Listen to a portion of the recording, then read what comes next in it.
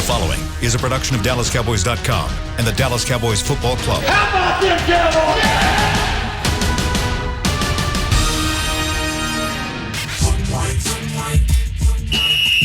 Let's go, baby! Are you ready for a break? Yes. Are you ready for a break? Absolutely. Ready for a break?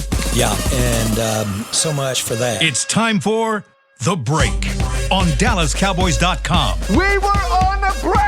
With Nick Eatman, David Hellman, Ambar Garcia, and Derek Eagleton.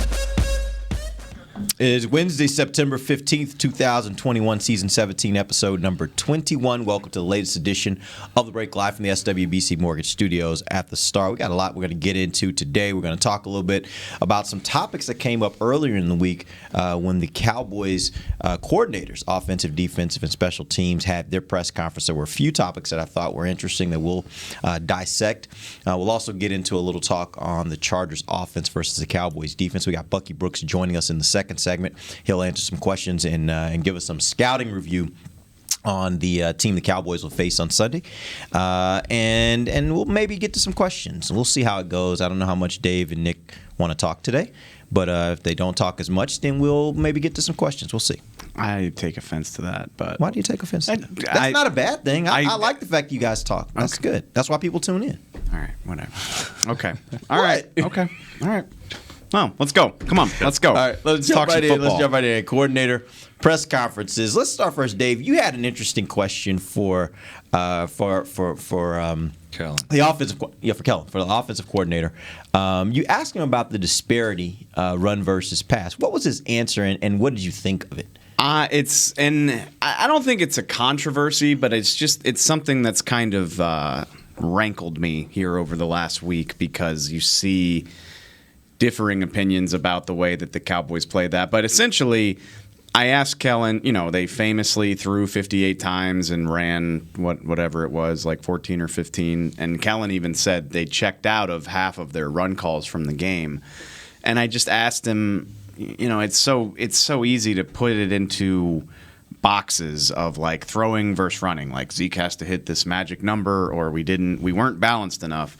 And I was like, you don't look at it that way, do you? It's a much more collective approach. And he went into this whole spiel about, he's like, yeah, I mean, I don't care what it says on the stat sheet. I mean, we threw a quote-unquote pass to Tony Pollard that traveled 4 inches out of Dak's hands, and that counts as a pass, but he picked up 9 yards on it. And we talked about it. We've talked about it a few times. They threw at least 3 or 4 smoke screens in that game, just getting the ball out. And it counts as a pass, but it's effectively a run. And I love that approach. I love the fact that Kellen Moore, and it's one game, it's a small sample size, but that's what worries me, honestly, is that Zeke is a $90 million player, and you worry that the team would feel pressure to feed him because of who he is. And that was not the case on Thursday night, and I think that's a wonderful thing. And like I said, it kind of rankles me when people are like, well, Zeke's got to get his touches. No, you do what's smart. Attack the defense in the way that presents the best opportunity for success. And I've thought about this over the last week. Maybe my least favorite game in the time that I've covered this team is the 2019 Vikings game. It pissed me off so much because they kept running into that defense on first and second and long and putting themselves in situations, and Dak kept bailing them out only for them to go back to the run at the end of the game, and it cost them the game. It was awful coaching. And so it was really encouraging to see them do the opposite. Yeah. I've been talking for 5 minutes now, but it's something that I clearly feel passionately about. It's interesting. You mentioned that Dak changed a lot of those plays, Nick. I think he said 12 of the pass plays, or called pass plays, Dak checked at the line of scrimmage. Just playing devil's advocate, because I personally believe, hey, do what's best when you get to the line of scrimmage. If you need to check them and you check them all the passes, if that's a better look, go for it. But being devil's advocate here, do you think that could become problematic as the season goes on if your offensive coordinator is really wanting to establish a run? And sometimes you're running into situations where you may not get a lot, but you do need to keep balance. Do you, in those instances, think that could be a little problematic? Yeah, I mean, and I do think it's problematic. I'm not just being devil's advocate. I think that it is. I like the fact that you're not just going to run into a brick wall if it's not there. If it's not there, you're just doing it for the sake of running it to try to, keep them honest. And I don't know if I agree with that, but I do think that, certain plays, those design screens, bubble screens, and all that are really just trying to move the chains in a different way and spread them out. They don't work as well down by the goal line. So I do think that you have to establish that you have to run or you're just going to kick field goals, and they did, and they didn't win that way. This way of Dak of carrying the team and throwing all these yards, I mean, they're 2-4. They're 2-4 the last 6 games that Dak has started. He keeps them in a game, but it has to start flipping the other way, and it hasn't yet. But I think he's amazing. I think he's playing out of his mind, but I think they need a little bit more balance, and especially when it gets down to the goal line, they're going to have to figure out ways to score. And if it's just him throwing it to Amari Cooper, if they can figure that out, then they'll figure it out. But, I mean, they got to figure out ways to score. I think running the ball will help them do that. When you say balance, what do you mean? I think balance as far as run, not just run past, not just the amount of runs, but is where you utilize your yards in the middle of the field. I mean, you have to keep them offset a little bit, because you can keep throwing it to the wide sides and all that, but when it gets tightened up down there, I mean, eventually you're gonna have to work the middle. And I think they will. I think this is an anomaly game. I think in a lot of ways. You're not going to face a quarterback like that. You're not going to face a defense like that. So I want to see more. I said this on the radio. I want to see more games, because Tampa was so unique to what I think they're going to see most of the year. But didn't they do that? If I'm remembering this correctly, and you guys have much better photographic memories of points in games, but it seemed like they were in the red zone this last game, and I thought on first down they ran Zeke, and then on second down Dak ran the ball. Is that accurate? And then and I don't even know if they got in the end zone on that drive, but it did seem like they ran some, both with Dak and with Zeke, in the red zone. It still didn't necessarily mean that they got in the end zone every time they were in the red zone, right? Yeah, I mean, they got in the red zone, is it 3 times, and scored one? 2? They scored 1 out of 4. 1 out of 4. 1 touchdown out of 4. I'm looking at it. Thank you for the compliment. My memory is not that amazing. You guys are much better at that than I am. Go ahead. They threw 3 straight times on the missed field goal by Zerline. They did try. No, actually, they went. They threw 3 straight times on the right after the quick change turnover by Trayvon Diggs. Yeah. Then, which I thought that was the one that was like, you probably ought to do a little bit something different. But go ahead. I don't disagree with that. Yeah. And then they did try to run on the long drive at the beginning of the third quarter, the option, obviously. Yeah. And some of that's execution, honestly. They did try it. And that's I think somebody asked us about that earlier this week, and I was like, that was a great play call. Jarwin's got to block, Zeke's got to do something better. I mean, it is what it is. You can make every right decision up until the snap, and it still won't work if you don't do what you need to do. What's amazing, kind of from an ironic standpoint of where we were, a month ago, out in California, and worried about this and that when it comes to Dak. It's just, if somebody would have been like, oh, don't worry about the ankle. He'll run 3 or 4 times, and he'll run an option on the goal line. They're fine. Oh, the shoulder, no. He'll throw 58 passes against the Bucs, and that'll be fine. Don't worry about it. He's going to be okay. That's what he said. That's what he said. Basically, that's what he said, and I think everybody else in the country was trying to paint a different story. We say this all the time, that next year we're not going to fall for this. We're not going to fall for the banana in the tailpipe. We're not falling for the banana in the tailpipe. We're not going to do that. If they say that they're hurt, it's probably not a big deal. But it's training camp, and then we do it. We fall for it because we got to, we're going to write about this and that. But next year, when a guy gets pulled out for one little thing, we're going to be like, it's probably not nothing. Well, but then you go back 2 years ago. You just got did that with Lyle, and then case by case basis. Case by case basis. Yeah, you just never know. But I will say this: I won't make a habit of doubting Dak when he says something when it comes to that, because what we've seen is when he says I'm good, he's going to be out there. Yeah. And I will follow that, I guess, at this point. Can I just kind of throw this out there? I said this. I'm talking about the last 2 seasons. We've got 1 game. We've got 5 that Dak played. And I said, they're 2-4. I'm not blaming Dak. I'm saying this style of play is not conducive to wins, because both of those two wins were very last second plays. But I think there are teams in the NFL that have used that kind of formula and have won, right? Bucks played the same style of game and won. They ran the ball 14 times for 3.5 yards. Threw for 50, right? Brady threw 50 times. So, I mean, it does work. The question becomes, does it work for this team? Do you have the other pieces in place? Is the defense good enough? Is the kicking game good enough? Like, those are the things. I don't know if it's necessarily Dak and the style of using Dak to just throw the ball a lot, if that's conducive to wins or losses. And there's a lot of games that come down to the last play, last field goal. I mean, that's going to happen. All I'm saying is when we've seen this shift of what's the best thing they do, and right now the best thing that they're doing is kind of leaning on Dak. It's been great, and if you have Dak in your fantasy team, you're loving it. But it doesn't necessarily mean that they're winning games yet, and that could be for a lot of different things. It's funny. It's that Thursday night was a truer showing of what they can do, in my opinion. Because again, and I know Dak played 5 games, but it was so weird. I mean, getting down -3 in turnover differential, like probably 3 out of the 5 times they played. That's not normal. That's not normal by any team standards. And that is, going back to the fact that they're not going to have Lyle.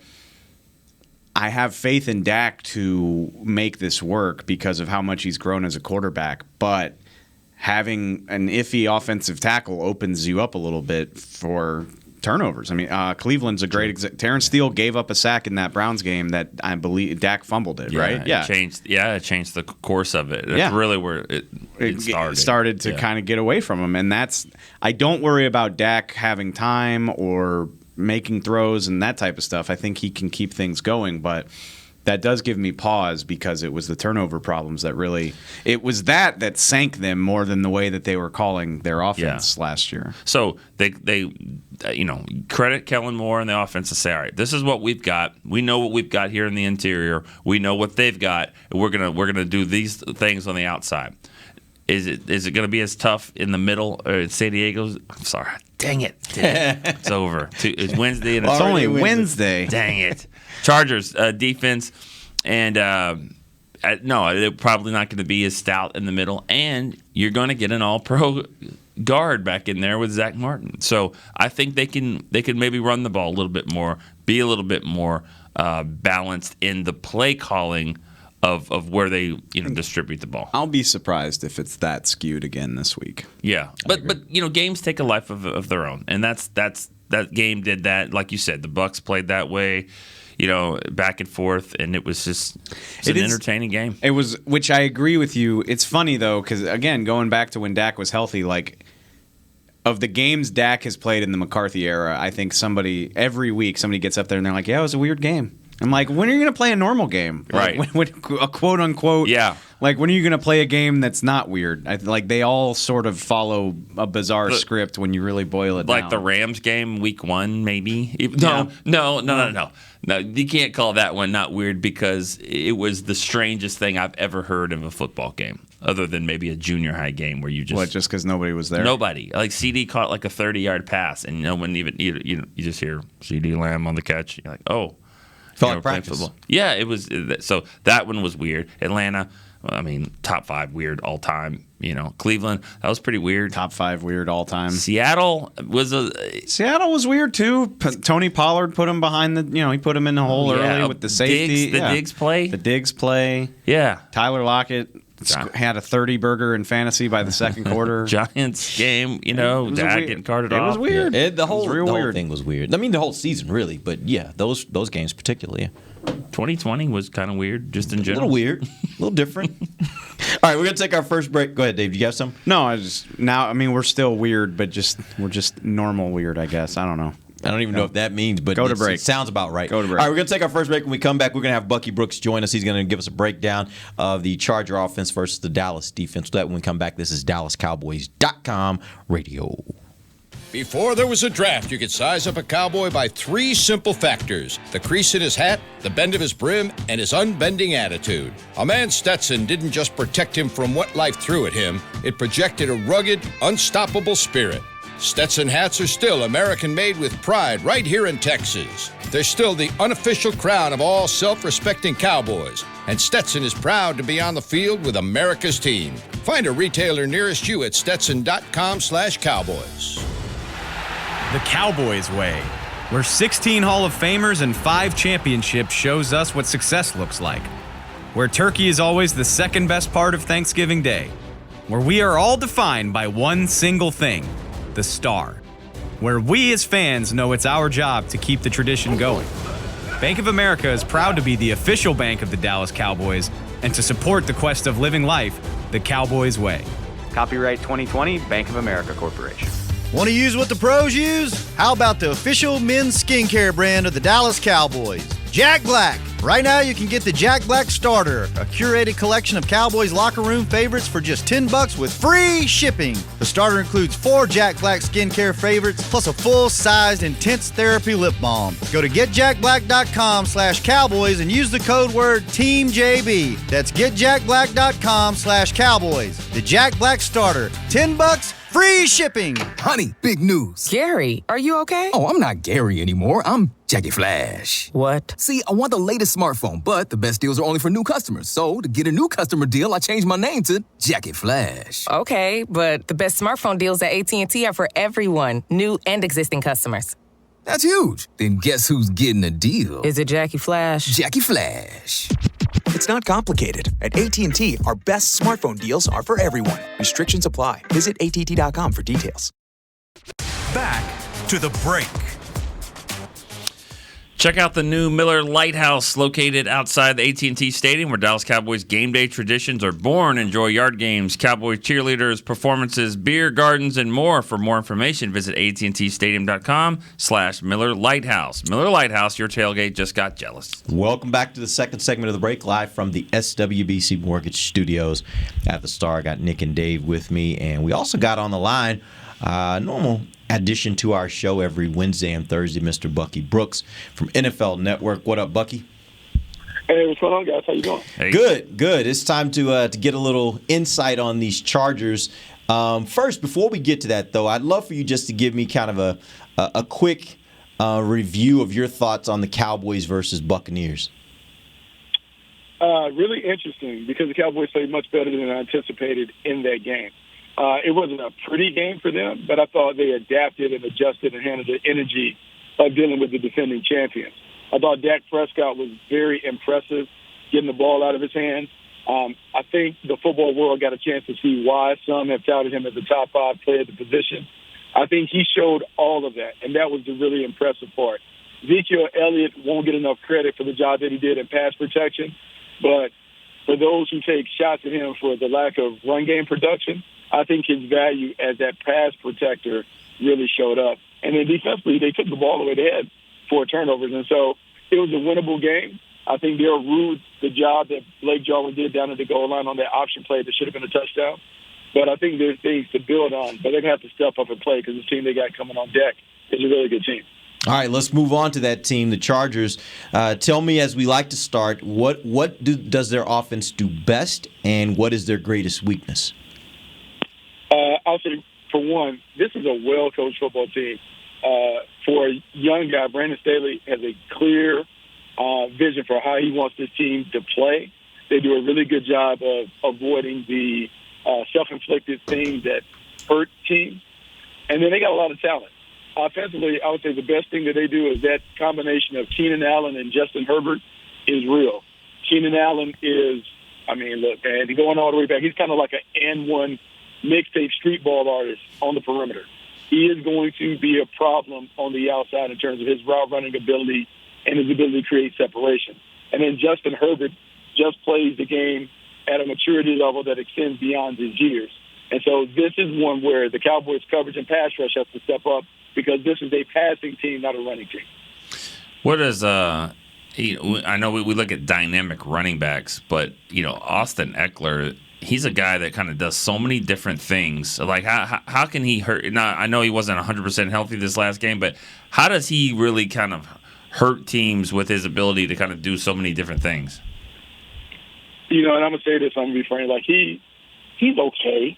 You know what I'm saying? Like, I don't think he's great. I don't think he causes, like, sleepless nights.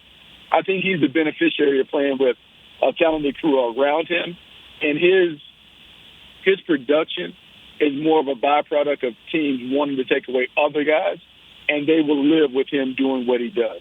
He has not been a guy that, since he was been given the RB1 role, that has really lived up to expectations when it comes to it.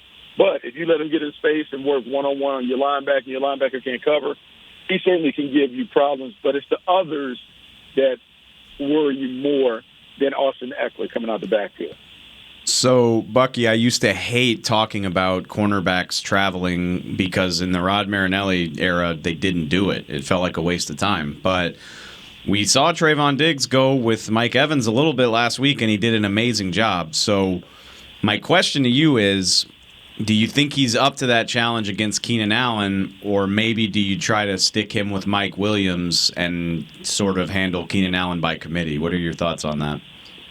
Yeah, so it's really two different thoughts on how you do it, right? So if you travel your corner, you can go good on good, meaning, look, I'm going to go Trayvon Diggs versus Keenan Allen, and you have to handle him without help. I'm not sending a linebacker or safety or anybody in your direction. Or I can take Trayvon Diggs and lock up your number 2, double team your number 1, and see if I can force you to your third option in the passing end. Not knowing DQ well enough when it comes to those tactics, I don't know how he'll elect to handle that. But the one thing about traveling, look, it's easy for the guy who is the traveler. It's harder for everybody else if they don't have the IQ and the flexibility to move around and play different things. Even though it seems like it'd be easy, like, hey, everyone's playing man-to-man, but, man, it's different playing inside as opposed to outside.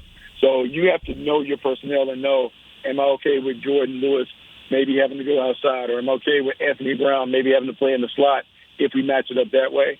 And so you have to feel like what gives my guys the best opportunity to succeed. And sometimes it may include traveling. Sometimes it may say, hey, let's play right and left and just kind of line up and play whoever's on our side. Bucky, when I went back and looked at some of the stats from that Week 1 game between the Chargers and the Washington football team, the Chargers are now, after one game, 5th in passing in the league, and that's against a defense that most of us believe is one of the better defenses in the league. Certainly has a great pass rush, good defensive front. What did they do in this game? What did the Chargers do in this game to have success against a really, really stout Washington defense? Their guys up front were better than the guys for the Washington football team. Rashawn Slater was not worried or intimidated or fearful of Chase Young at all, and he played that way very early in the game, and after a while Washington moved Chase Young off of him. And so, as you know, when you have a dominant blue-chip left tackle, it allows you to be able to do a bunch of different things. And the Chargers have enough confidence that now they're able to expand the playbook for Justin Herbert because they feel like he is going to be protected.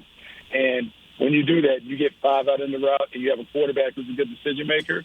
They can constantly put pressure on the defense because they can find Walter, they can find the matchup that they like, and they can go to it over and over again. And so, because they're better up front, and also Corey Lindsey, the center, their offensive line is just better. So, because their line is better, they can do more things on offense. I'm glad you mentioned Rashawn Slater, so I don't have to, Bucky. Appreciate that. But, well, and going along with that, I talked about this on the show yesterday. Washington only pressured Herbert 5 out of 49 times the other day. And that's terrifying in its own right. But the thing that worries me, is it fair to say Herbert is a guy, he seems like a play extender. Like, I just feel like Dallas is going to be playing a bunch of 6 and 7 second plays. Is that accurate? And what can they do to kind of combat that and get Herbert to get rid of the ball a little bit faster? Well, it's a combination. Jack Del Rio and the Washington football team, they really don't like to bring pressure. They're not like a blitz-happy team. So they're different than the Buccaneers would play. They're different than the Ravens would play. They're not going to challenge you to pick up all the exotics at the line of scrimmage. If you're the Dallas Cowboys, you got to eat it up. I don't think you're good enough to just line up and say, hey, we're going to rush 4, play 7, and our guys are better than your guys. I think DQ has to be creative in how he attacks Herbert. He has to kind of make him have some difficulty uncovering and figuring out what they're doing. And some of that may be from packages, moving Michael Parsons around, moving people around, putting guys in different spots, so maybe they can't get the protection lined up right. But you have to use some creativity to just disrupt the rhythm of the quarterback, because Justin Herbert is too good. If you're going to make this a 7-on-7 game, he is going to win in those games, and he's already shown that as a second-year player. You know, Bucky, you talked about Parsons. From our view, or my view, I'll speak for myself from the press box. The first half looked like Micah looked like a rookie from, this playing his first ever game against the best quarterback in the world. The second game, he looked like the guy that everyone's kind of expecting. Did you see the same thing? What did you see out of Micah? Yeah, no, look, man, the game is big for rookies. Particularly, it's a big stage. It's a primetime game. The football world is watching. It's different. Like, you guys have been around it enough to know there's something different about playing Thursday night primetime, Monday night, Sunday night, because all eyes are on you. So it took him a while to settle in. The second half, we saw the Michael Parsons that everyone wanted to see. We saw the versatility. We saw the speed, the power, the explosiveness. We saw the disruptive playmaking potential. And I like the combination where they had Michael Parsons and Keanu Neal on the field at the same time. I do wonder how are they going to continue to reshuffle the deck when it comes to the linebackers to put the best 11 on the field. But I think Mike is going to be fine. I think he has an opportunity to be a difference maker, and they need him to be a difference maker this week against the Chargers. Let's talk about the Chargers and what I think was probably their Achilles heel in this game. If you look at the numbers, they averaged 9 plays per drive, which was second in the league last week. They averaged 47 yards per drive, which was 4th in the league. But they only averaged 2.2 points per drive, which suggests to me they moved the ball a lot and pretty effectively, and then bogged down when it came to getting the ball into the end zone. What happened as far as their offense was concerned that kept them from getting as many points as their yards suggest they maybe should have had? A couple of things that stand out. One, about the stats that you put out. If you have 9 or 10 plays in the National Football League, on average, man, the odds work against you the more plays that you have, because the odds suggest that something bad is going to happen. A penalty, a negative play, a turnover, it's just hard to sustain drives. So the number one thing is they're not getting enough explosive plays. They can accumulate a lot of yards, but they're not getting the chunk plays. Because the score points in the NFL, you have to have explosive plays, 25-plus passes, being able to throw it outside of the red zone into the end zone for touchdowns. And so they go from 20 to 20, but in the red zone, the Washington football team plays a really good red zone defense. They use the field dimensions to their advantage. They use the sideline and the end zone as extra defenders, and they were able to keep things in front and force them to settle for field goals and those things. And so it's a good defensive job. And so for the Cowboys, once again, it's understanding what are the most important things that you want to take away. Keep the ball in front of the defense. Don't give them the cheap ones. Make them earn those yards and earn the points. And so if they can do that and know that, hey, he may ring up 300 yards, but if we can keep the 20-yard plus pass pace under wraps and not let Austin Eckler or anybody leak out, the odds suggest that the Cowboys defense will play well enough to get a win. That's really great insight, Bucky. We appreciate it. All right, we're going to take our final break. When we come back, we'll talk a little bit more about this matchup between the Chargers offense and the Dallas defense. We'll have Bucky back on again tomorrow. He'll break down the Chargers defense versus the Cowboys offense. That's going to be a really interesting matchup. We'll do that when we come right back. This is DallasCowboys.com radio. Hi, I'm Clint Tillison with United Ag and Turf. Before you can park yourself in front of the game, park yourself in a John Deere and power through your chores.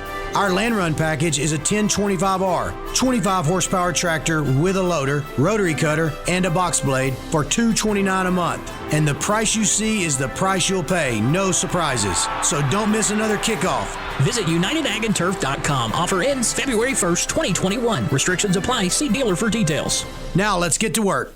Honey, big news. Gary, are you okay? Oh, I'm not Gary anymore. I'm Jackie Flash. What? See, I want the latest smartphone, but the best deals are only for new customers. So, to get a new customer deal, I changed my name to Jackie Flash. Okay, but the best smartphone deals at AT&T are for everyone, new and existing customers.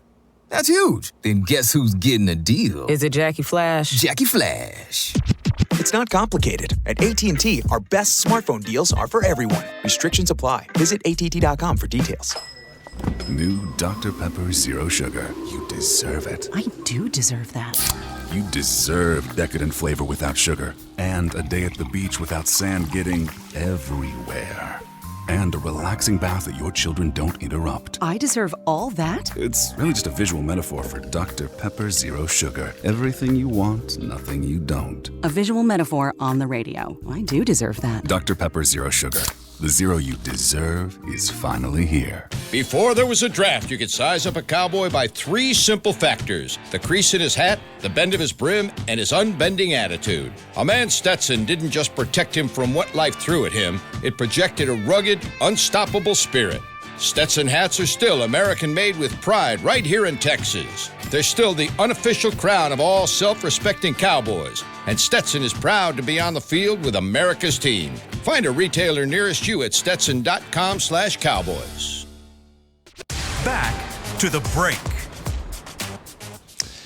Invite Rowdy to your next event. From watch parties to birthday parties, corporate events, special deliveries, and more. Rowdy brings games, entertainment, and photo opportunities to all occasions. Visit DallasCowboys.com/Rowdy to book your appearance today. I'm so upset. It's my mom's birthday today. I forgot to do that. That would have been. If I was willing to spend the money, would Rowdy just come to a sports bar and watch football with me? Yes. You think so? Yes. Like, Yes. He's 2 about, hours. He's about the money. You just you pay him for 2 hours. He's going to show up. Sit next hang to out me. with you. Don't talk. Pose for photos with Doesn't whoever. talk. Well, I know Don't, exactly. don't talk. Yeah, that part's easy. Hey, Rowdy, don't talk. Now, the other part of him kind of doing goofy stuff, like I don't know how you feel about that. No, I don't want him to do goofy stuff. I just want him to sit on the stool next to me and watch football. While you drink, I'm and he thinking- sits there, Yeah. hot and sweaty in there. Yeah. I'm All right. thinking he would do that. I'll look into It it. would be interesting because when you're like, especially if your team loses. Because if your team loses, you get into this like weird funk of like, the life is ending for everybody. Yeah, And my nihilistic side Right. comes out. So then you just turn and you're like, you know what? It doesn't matter. It doesn't matter because the ozone's dying anyways. And you look over and you see Rowdy. And you're like, oh, maybe he sparks a little bit of energy, or maybe you want to punch him in the face. I don't know. I just love the mental image of me being drunk and depressed about my bad football team, and Rowdy's just sitting next to me, grinning from ear to ear. Yeah, with that permanent smile on his face. Yeah, that'd be great. Sorry. Wearing an LSU jersey. I'll buy him one, yeah. That would be interesting. All right. I don't think that would work, but go ahead. Everyone hates us. They want us to talk about the Cowboys. All right. I had a couple questions coming out of our interview with Bucky for you guys. Nick, you, I think, were the one that mentioned the whole idea of traveling. We hadn't talked a lot about that from last week. What was that, Dave? It was me. Oh, I'm sorry, Dave. You don't have a good memory. I don't. I have a horrible memory. I absolutely have a horrible memory. But that being said, what would you guys do? Would you consider traveling him this week, in future weeks? And if so, specifically to this week, which route do you tend to go for? Do you say take away the top guy, or do you say take away the second guy and I'll do it by committee with the top guy? I said it earlier this week that Trayvon did so great against Mike Evans. Keenan Allen he's a similar type of player. Although that's probably, when I say that, I just mean they're both big. I don't know how similar they like. Mike Evans is a big go get the ball guy. Keenan Allen is just as much of a technician as Amari Cooper in terms of the way he gets open, and his wingspan is insane. I'd like to see more from Trayvon before I'm ready to ask that of him. Maybe, and that's Bucky. Is it more of an ask than last week? That's what I don't know. I think Keenan Allen's the same. I think Keenan Allen's better player than Mike Evans.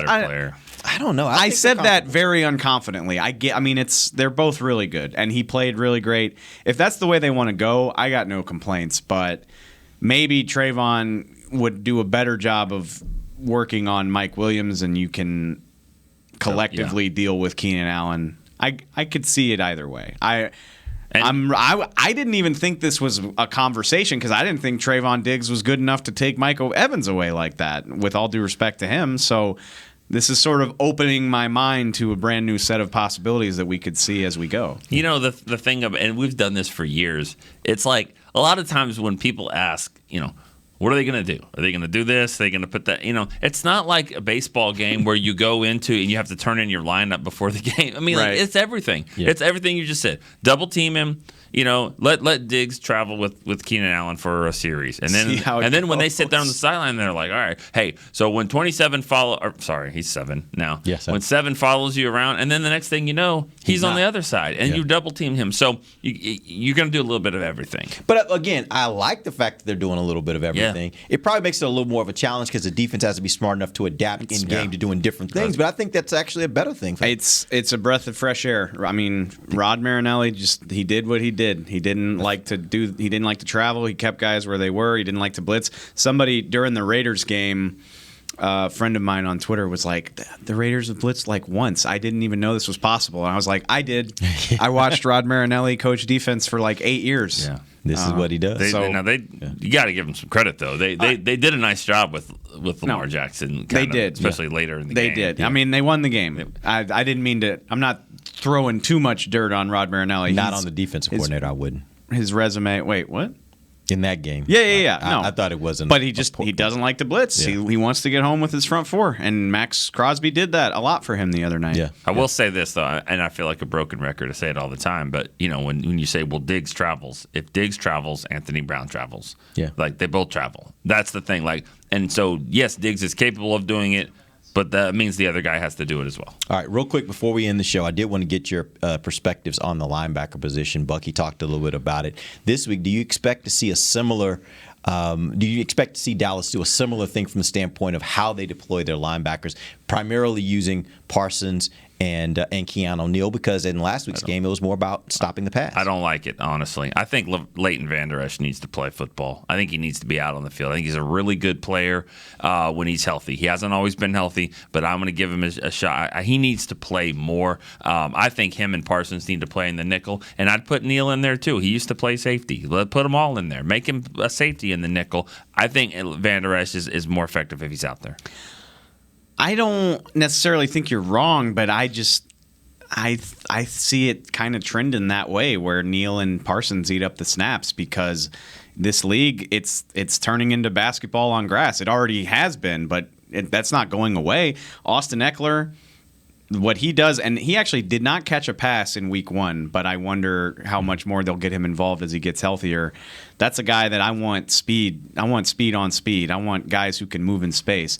Not saying Leighton Vander Esch can't do that, but a guy who used to play safety maybe could do it better. We know about Micah's athleticism. So with just the way that teams like to attack through the air, I tend to think that these snap counts are going to stay the way they were. And now, if they get Leighton more involved, I'm not upset about that, but that's just sort of my expectation. I thought he was pretty good in getting interceptions and stuff his rookie year. I know that's a few years ago, but I still think he can do that. I think he's an instinctive player. I'd like to see him out there more. And I'm not saying for Neal. I think Neal can play safety. I really do, and I think. So like Neal comes in for Donovan? Yeah, I'm fine with that. All right. I mean, or Donovan played pretty well. He did. I mean, or Casey or whatever. Trick it up. I mean, figure out ways to do it. But I think Vander Esch, his biggest Achilles heel is when he's hurt. When he's not, he's a good football player. All right, that's a wrap. We'll be back tomorrow. We'll get into Cowboys offense versus the Chargers defense. Till then, for Nick Eatman, Dave Hellman, I'm Derek Eagleton. This has been The Break, live on DallasCowboys.com radio. This has been a production of DallasCowboys.com and the Dallas Cowboys Football Club. How about this, Cowboys? Yeah!